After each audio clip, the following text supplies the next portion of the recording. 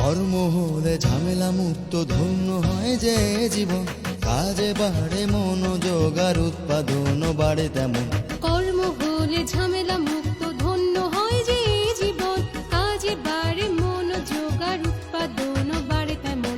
সকলেরই সহায়তায় কাজে রাখবো সুখের রেশ, কর্ম হবে ঝামেলা মুক্ত শোভন কর্ম পরিবেশ। সকলের সহায়তায় কাজে রাখবো সুখের রেশ, কর্ম হবে ঝামেলা মুক্ত শোভন কর্ম পরিবেশ। কর্ম হলে ঝামেলা মুক্ত ধন্য হয় যে জীবন, কাজে বাড়ে মনোযোগ আর উৎপাদন বাড়ে তেমন।